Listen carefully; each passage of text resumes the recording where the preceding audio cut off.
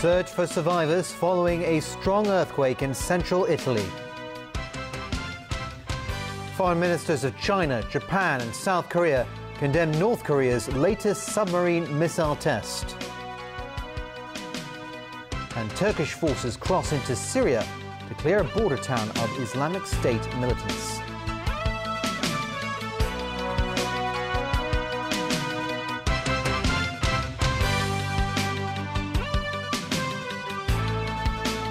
Good evening. A strong earthquake rocked central Italy in the early hours of today, collapsing homes on top of residents as they slept. The death toll stands at least 37, and that's expected to rise. Alan Buckner reports. As daylight dawned, residents and civil protection workers began digging through the rubble using shovels, excavators, and their bare hands, trying to reach survivors. Rescue workers say they can hear people trapped under the rubble. The quake caused severe damage to several towns and villages, but luckily did not hit heavily populated areas. Shaking was felt in Rome, 170 kilometers from the epicenter. The Italian Earthquake Institute reported the magnitude at 6.0, while the U.S. Geological Survey said it was 6.2 at the epicenter.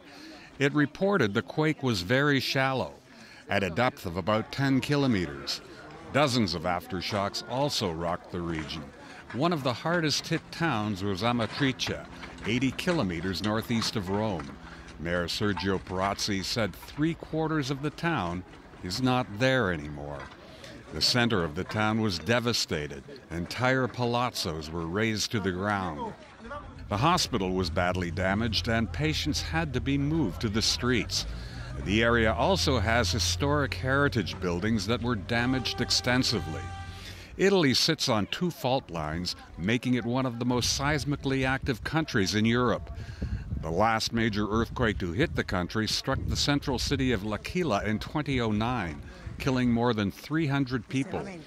The most deadly quake since the start of the 20th century came in 1908 in the southern regions of Reggio Calabria and Sicily. An earthquake, followed by a tsunami, killed an estimated 80,000 people. Alan Buckner, TVB News. Here in Asia, North Korea today conducted a submarine missile test, further raising tensions on the Korean peninsula. The move has been condemned by the foreign ministers of China, Japan and South Korea meeting in Tokyo. Jitters in the region sparked by the latest military maneuver by the Kim Jong-un regime. During the early morning hours today, North Korea fired a ballistic missile from a submarine into the Sea of Japan. South Korea said the missile was launched from near the coastal city of Sinpo, where a submarine base is located. The missile flew about 500 kilometers towards Japan. Tokyo said for the first time the projectile reached its Air Defense Identification Zone, or ADIZ. Seoul added the distance it traveled is the longest by that type of weapon, a range that also places much of South Korea within striking distance. Analysts say this demonstrates improving technological capability for the North. Today's show of force followed the 4th nuclear test and a series of missile launches by Pyongyang earlier this year. It came on the same day a meeting was scheduled in Tokyo among the foreign ministers of 3 regional powers. The issue dominated the talks held by Foreign Minister Wang Yi, his Japanese counterpart Fumio Kishida, and his South Korean counterpart Yoon Byung-se. In a show of unity, they condemned the missile test and urged Pyongyang to refrain from provocation and follow UN Security Council resolutions. Wang said China is against the North's nuclear and missile activities, which raised tension on the Korean peninsula. Also in Tokyo, Japanese Prime Minister Shinzo Abe stepped up the rhetoric, saying the latest missile test threatens his country's security and regional stability. The South Korean Foreign Ministry also slammed the missile launch and said it would cooperate with the international community to beef up sanctions on Pyongyang. Meanwhile, a North Korean student who defected while he was in Hong Kong last month is said to have arrived at a 3rd country. The 18-year-old reportedly sought asylum at the South Korean consulate in Admiralty. He was part of a North Korean delegation that took part in an international maths competition. South Korean media reports said he's now safely arrived at another country. No other details were available. One person was killed and 30 injured when 2 bombs exploded outside a hotel in the coastal town of Pattani in southern Thailand late last night. The first explosion came in the hotel's parking lot, but there were no casualties. The second blast came from a truck parked at the hotel entrance. The dead and all the injured are Thai. Thailand's military government said there's no connection between these blasts and a wave of deadly attacks on popular tourist spots in the south earlier this month. No group has claimed responsibility for any of the attacks. Turkish tanks and special forces troops have crossed into Syria as part of a military operation to sweep Islamic State militants out of a Syrian border town. The assault comes just days after a suicide bomber with suspected Islamic State links killed dozens of people at a wedding in southern Turkey. James Aiken reports. Jets took off from a Turkish airbase early this morning as the military, backed by the U.S.-led coalition forces, launched an operation to wipe out Islamic State along the shared border with Syria. The government said it expected the assault on the town of Jarablus, just over the border, to quickly eliminate the militant threats. Jarablus is one of the last important Islamic State-held towns standing between Kurdish-controlled areas in northern Syria. Turkey and the United States hope that by sweeping Islamic State from the frontier, they can deprive the group of a route used to smuggle in foreign fighters and illicit trade. But Ankara is also concerned about the growing power of U.S.-backed Syrian Kurdish forces, who it says are linked to Kurdish groups waging an insurgency in southeastern Turkey. Kurdish-led forces have recaptured large portions of the frontier from Islamic State, triggering concerns they could seize the entire border strip with Turkey. The military operation comes days after a suicide bomber with suspected links to Islamic State killed 54 people at a Kurdish wedding in a southeastern city. Turkish President Recep Tayyip Erdogan said today the attackers behind the massacre will pay a high price. He said Turkey will respect the territorial integrity of Syria, but must take matters into its own hands to protect that territorial unity. Hours after the military operation began, U.S. Vice President Joe Biden arrived in Turkey for talks with Erdogan. The visit comes more than a month after a failed military coup Ankara blames on a cleric living in the U.S. Ties between the two nations have chilled over a perceived lack of Western sympathy over the coup. James Aiken, TVB News. There are signs U.S. Republican presidential nominee Donald Trump may be easing his hardline stance on immigration. On the campaign trail in Texas yesterday, Trump suggested that he is open to softening laws dealing with illegal immigrants in the country. This was in response to a question on how to treat law-abiding parents who have raised children in the U.S. Trump has been talking tough, saying he would deport the 11 million people living in the country illegally if he's elected president. Staying in the U.S., the FBI is investigating cyber attacks targeting reporters at the New York Times and at other American news organizations. The New York Times says its Moscow bureau was attacked, but there's no evidence the hackers were successful. FBI investigators believe Russian intelligence is behind the attacks. The news comes as U.S. federal authorities continue to investigate a breach of the Democratic National Committee. That was also attributed to Russian intelligence agencies and led to the posting of embarrassing emails. Just over a year after he became the first ever child recipient of a successful double hand transplant, 9-year-old Zion Harvey says what he really wants to do is to play baseball. Both of Zion's hands and feet were amputated when he was 2 due to an infectious disease. He's also had a successful kidney transplant. Zion has spent up to 8 hours a day in rehabilitation near his home in Baltimore. Occupational therapy is helping Zion's brain relearn how to communicate with limbs that were missing for 6 years. Earlier this month, Zion showed off his kneel abilities by throwing out the first pitch at a Major League Baseball game. Doctors say Zion is a pioneer whose success provides hope for other children who need hand transplants. And still to come on the news tonight. A probe underway after an autistic boy fell to his death from a Kwaichung care home. Russia banned from next month's Paralympics after losing an appeal against doping. And Hong Kong's rope skipping team gives demonstrations after winning medals at an international competition.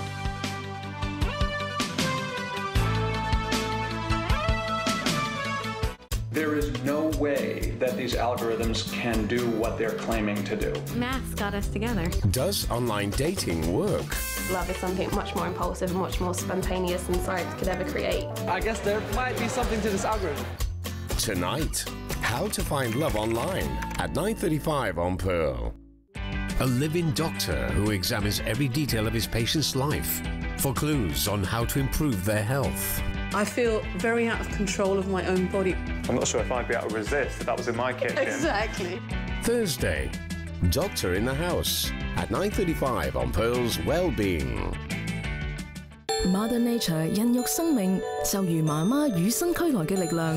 Illuma 深受啟發，全新親和人體配方，蘊含更多 SN2 palmitate，支持關鍵營養吸收，綻放自然防禦力，比親和更親近。全新親和人體配方 Illuma。1 step 2 step 3 step wonderful 4 step 5 step 6 step wonderful 豐富奇異酵素，營養評分係蘋果嘅6倍，一啖美味無限驚喜。Zesty 紐西蘭奇異果。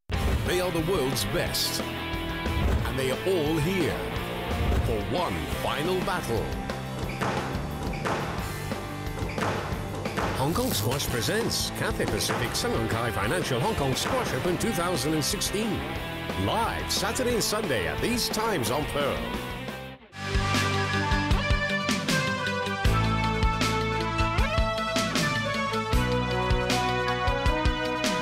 And welcome back.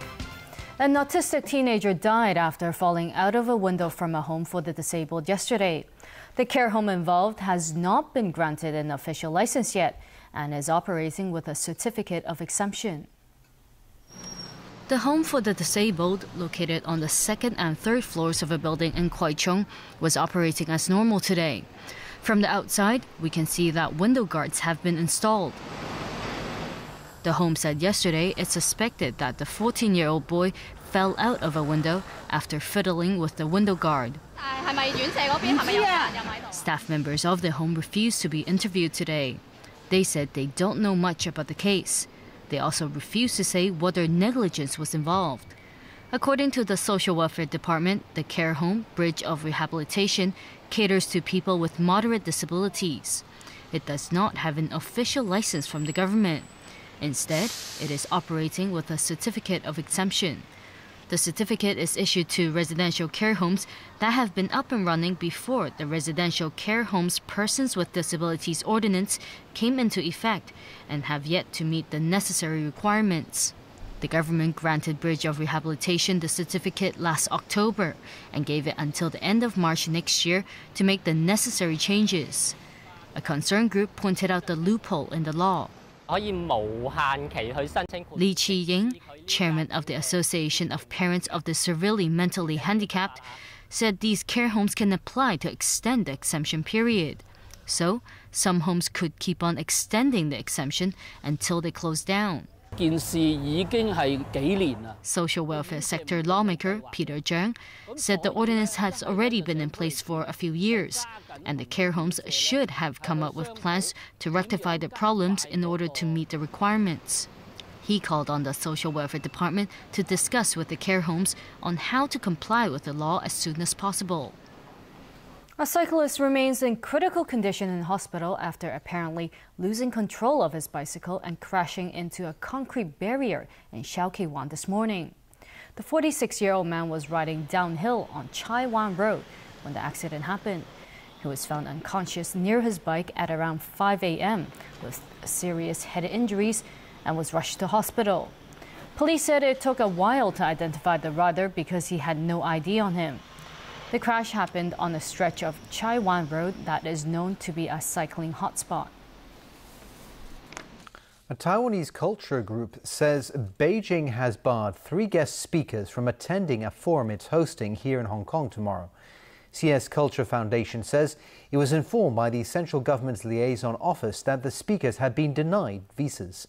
Anne Sim reports. Hong Kong inadvertently becomes embroiled in a cross-strait controversy. CS Culture Foundation, a Taiwanese cultural group based here, is hosting a forum tomorrow to promote Taiwan-Hong Kong ties. But 3 of its 4 guest speakers won't be there. Fan Shiping, a member of Taiwan's Mainland Affairs Council Consultative Committee, ruling Democratic Progressive Party lawmaker Guo Zhengliang, and former Kuomintang spokesperson Yang Wei-chung were reportedly all denied visas to Hong Kong. The only one who did get a visa was Xu Qinqiang from Taiwan's Institute for National Policy Research. Yang wrote on his Facebook page that the foundation had told him Beijing didn't want him in Hong Kong because he's a member of Taiwan's Committee of Illegal Party Asset Settlement, which is investigating assets owned by the KMT. Meanwhile, the foundation's chairwoman, Susie Chang Su-hui, told reporters that she was notified of the arrangement by the central government's liaison office. She believes the speakers being barred is linked to the new DPP government refusing to recognise the 1992 consensus, a tacit agreement reached between Taipei and Beijing in 1992 that there is only one China, but both sides are free to interpret what that means. Taiwan's Mainland Affairs Council said it was regrettable that those invited to Hong Kong to attend a non-governmental seminar were refused entry by the city's authorities.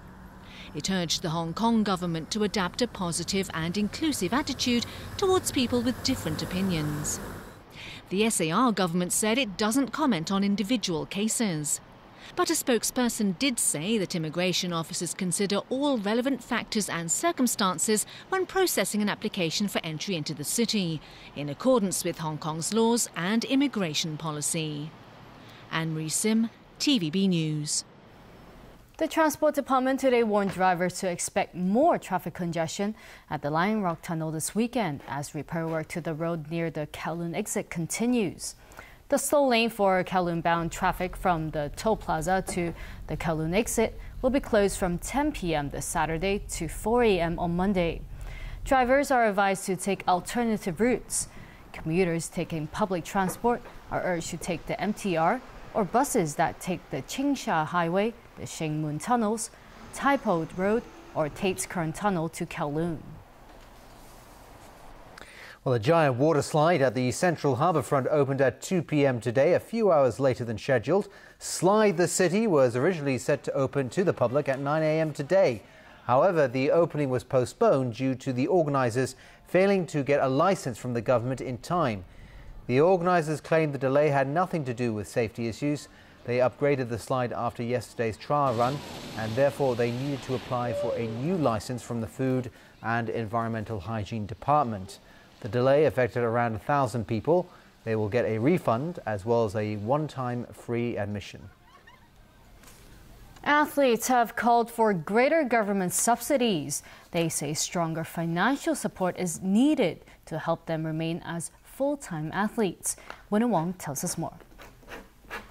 Chief Executive Leung Chun-ying said yesterday the government plans to conduct a comprehensive review of Hong Kong's sports policy.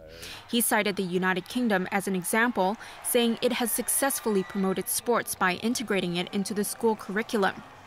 But local athletes are also hoping for something more: greater subsidies. Yu Kit-ching is the 4th person from Hong Kong to run in the women's marathon at the Olympics. At the Rio Games, she posted a personal best time and came in 39th place. But Yu told us today she may have to give up her sport for a while because she simply cannot afford being a full-time athlete with a subsidy of $9,000 per month offered to her by the government. I am one of the main breadwinners for my family, she told us. She says if the government does not have any new plans in time for the 2020 Olympics, she will have to first save up money for training. Physiotherapy, supplements, I have to pay for everything out of my own pockets, she said. Under the current elite training grant criteria, athletes are split into 5 categories. The highest, Olympic game medalists or world champions, belong to Elite A+. Each gets more than $30,000 a month. Yu, who is a qualified Olympian, belongs to the Elite C category and gets just over $9,000 per month. Yu pointed out that even if the government does a better job in sports integration in schools, it would be meaningless if potential athletes cannot support themselves financially. Lam Tai-Fai is the supervisor of a school that produced 2 Olympians at the Rio Games, fencer Cheng Ka-long and table tennis player Wang Chunting. He says besides money, young talented athletes often come across another problem. They're forced to choose between education or sport. Lam thinks the government should offer them greater support to ensure talent isn't lost. Winna Wong, TVB News. So, Tony, what's happening in sports? OK, well, we're going to talk about football today. One of Italy's biggest teams was left stunned last night as AS Roma crashed out of the Champions League qualifying round. Having drawn the away leg against FC Porto of Portugal, the Romans were looking to wrap it up on home turf, but the Portuguese had other ideas. In the second leg of qualifying action for the Champions League, FC Porto stunned AS Roma with a 3-0 win in the Eternal City. The result gives the Portuguese side a 4-1 aggregate win. Other teams to progress on the night were Monaco, Scottish champion Celtic, Liga Warsaw and Ludogorets of Bulgaria. Meanwhile, Manchester City go into the second leg of their Champions League qualifier with a hefty 5-0 cushion over Steaua Bucharest of Romania. But City boss Pep Guardiola says his team aren't complacent. It's not done. It's 90 minutes with a big advantage. We are delighted of that, but I said to the players, I'm sorry guys, we are not already in the Champions League. We are fast, almost in Champions League, but we are not already. So we have to play 90 minutes. You have to respect Steaua Bucharest and play seriously. Other teams in action tonight include former winners Ajax of Amsterdam, as well as Borussia Mönchengladbach of Germany. The draw for the group stage will be made tomorrow. In Major League Baseball, the New York Mets hung on to edge out the St. Louis Cardinals. Wilmer Flores belted a 3-run homer off Jaime Garcia to make it 3-0 Mets in the first inning. The Cardinals leveled the score before the Mets regained the lead 5-3 in the second inning. Justin Ruggiano led off the fourth with a solo shot to extend the Mets' advantage to 6-3, and New York went on to top St. Louis 7-4. Russia has slammed a ruling that bans its athletes from competing at the upcoming Paralympic Games in Rio de Janeiro. Members of the Russian Paralympics team expressed shock at the decision by the Court of Arbitration for Sport in Switzerland to uphold a ban handed down earlier. Russia was punished because of its state-sponsored doping program, which also resulted in some of its athletes banned from the Rio Olympic Games that ended just days ago. More than 260 Russian Paralympians will now miss the Games, to be held from the 7th to the 18th of next month. And finally, Hong Kong's rope skipping team showed off its stuff today after a triumphant return from an international competition in Sweden. The Hong Kong rope skipping team 01 showcased the skills that saw them win the double Dutch speed relay at the tournament. Today, they performed 14 front flips in 30 seconds. Financial Secretary John Tsang praised the team, which won 79 medals at the World Rope Skipping Championships and set a new world record in the double Dutch skipping. Members of the public can check out their skills at Phnom Penh Village on Sunday as well as on September 11th, 18th and the 25th.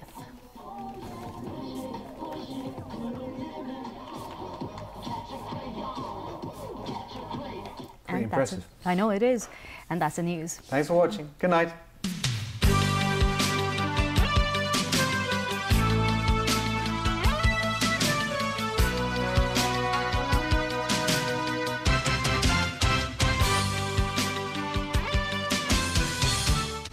I can tell you're having side effects. How bad is it? It doesn't matter. You could die. I'm all you've got. I understand who my target is. This is the end of the line. Rebecca! Tonight, Limitless, season finale at 10:40 on